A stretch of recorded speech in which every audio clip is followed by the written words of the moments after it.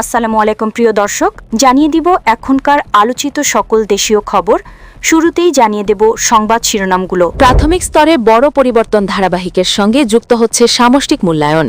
প্রাথমিকে শিক্ষক নিয়োগের ফল প্রকাশের তথ্য দিল অধিদপ্তর। জামায়াতের সঙ্গে জোট নির্বাচনের জন্য প্রস্তুত 2-1 দিনের মধ্যেই আসন ঘোষণা। বাংলাদেশ ইস্যুতে বিসিসিআই এর সঙ্গে আজ বৈঠকে বসছেন জয় সাহা। নতুন ইসলামী সুকুকো বন্ড আনছে সরকার, জানালেন গভর্নর। প্রিয় দর্শক, এতক্ষণ দেখছিলেন সংবাদ শিরোনামগুলো, এখন জানাবো বিস্তারিত খবর। দেশের প্রাথমিক শিক্ষায় বড় পরিবর্তন আনতে যাচ্ছে সরকার। চলতি শিক্ষাবর্ষ থেকেই চালু হতে পারে নতুন মূল্যায়ন পদ্ধতি 2026। এনসিটিভি প্রণীত এই পদ্ধতিতে শ্রেণী কার্যক্রমের পাশাপাশি ফিরছে লিখিত পরীক্ষা, সঙ্গে থাকছে মৌখিক ও ব্যবহারিক মূল্যায়ন। প্রতি শিক্ষাবর্ষে 3টি প্রান্তিকে শিক্ষার্থীদের সামষ্টিক পরীক্ষা নেওয়া হবে। প্রথম ও দ্বিতীয় শ্রেণীতে ধারাবাহিক মূল্যায়ন ও সামষ্টিক পরীক্ষায় থাকবে সমান 50 করে নম্বর, আর তৃতীয় থেকে পঞ্চম শ্রেণীতে 30 নম্বর ধারাবাহিক ও 70 নম্বর সামষ্টিক মূল্যায়ন চালু হবে। পরবর্তী শ্রেণীতে উত্তীর্ণ হতে শিক্ষার্থীদের কমপক্ষে 85% উপস্থিতি ও গড়ে 40% নম্বর পেতে হবে। বিশেষ চাহিদা সম্পন্ন শিক্ষার্থীদের জন্য পাস নম্বর ধরা হয়েছে 33%। ফলাফল প্রকাশ করা হবে 4টি গ্রেডে: ক, খ, গ ও ঘ। 0 থেকে 39 নম্বর পাওয়া শিক্ষার্থীরা পড়বে ঘ গ্রেডে, যাদের জন্য অতিরিক্ত সহায়তার প্রয়োজন হবে। আগামী 13 জানুয়ারি মন্ত্রণালয়ের বৈঠকে নতুন এই মূল্যায়ন পদ্ধতি চূড়ান্ত সিদ্ধান্তের অপেক্ষায় রয়েছে। সরকারি প্রাথমিক বিদ্যালয়ের সহকারী শিক্ষক নিয়োগের পরীক্ষা 9 জানুয়ারি অনুষ্ঠিত হয়েছে। সাধারণত পরীক্ষার 15 দিনের মধ্যেই এই নিয়োগ পরীক্ষার ফলাফল প্রকাশ করা হয়ে থাকে। সেই হিসেবে চলতি জানুয়ারি মাসের মধ্যেই এ পরীক্ষার ফল প্রকাশের সম্ভাবনা রয়েছে। প্রাথমিক শিক্ষা অধিদপ্তরের গবেষণা কর্মকর্তা এস.এম. মাহবুব গণমাধ্যমকে জানিয়েছেন, বুয়েট বিষয়গুলো দেখে এবং তাদের আজ ভর্তি পরীক্ষা চলছে, তাই কিছুটা সময় লাগতে পারে। তারপরও তাদের লক্ষ্য 15 দিনের মধ্যেই ফল প্রকাশ করা। জামায়াত এনসিপির জোট ইতিমধ্যে মাঠে প্রচারণা শুরু করেছে।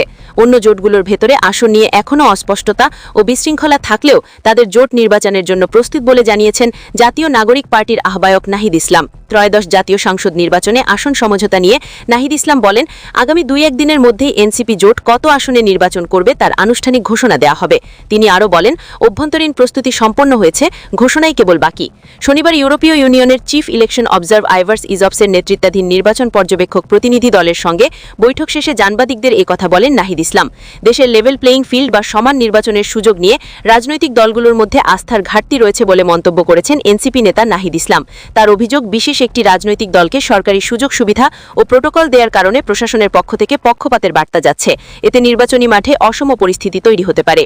বাগেরহাটের মোরেলগঞ্জে মতবিনিময় সভায় ইসলামিক আন্দোলন বাংলাদেশ বাগেরহাট 4 মোরেলগঞ্জ শরণখোলা আসনের মনোনীত প্রার্থী ওমর ফারুক বিন নুরি বলেছেন, সাম্য, ন্যায় বিচার, মানবিক মর্যাদা প্রতিষ্ঠার লক্ষ্যে ঐক্যবদ্ধভাবে সকলে কাজ করতে হবে।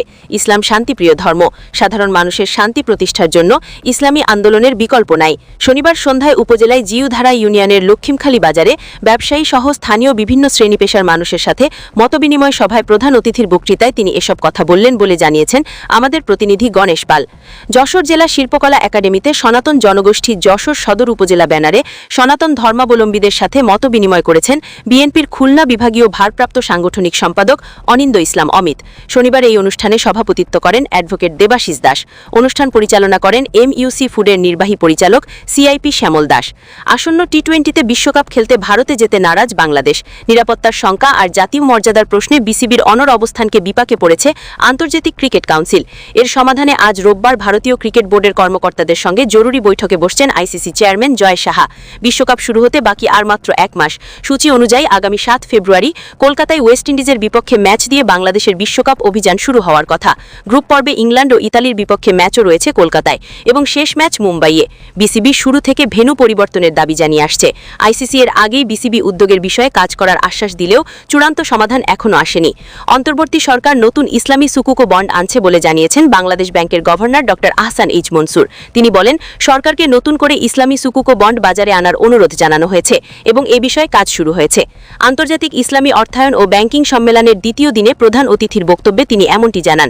সুকুক বন্ড প্রসঙ্গে গভর্নর বলেন, বেক্সিমকো সুকুকো বন্ড জোর করে বিক্রি করায় দেশের বন্ড বাজার ক্ষতিগ্রস্ত হয়েছে এবং মানুষের আস্থা নষ্ট হয়েছে। তবে সরকারকে নতুন করে ইসলামী সুকুকো বন্ড বাজারে আনার অনুরোধ জানানো হয়েছে এবং এ বিষয়ে কাজ শুরু হয়েছে। প্রিয় দর্শক, এই ছিল এখনকার গুরুত্বপূর্ণ নিউজ। আরও গুরুত্বপূর্ণ নিউজ নিয়ে ফিরছি কিছুক্ষণের মধ্যে। নিউজগুলো সবার আগে দেখার জন্য এই চ্যানেলটি সাবস্ক্রাইব করে আমাদের সাথে থাকুন। ধন্যবাদ।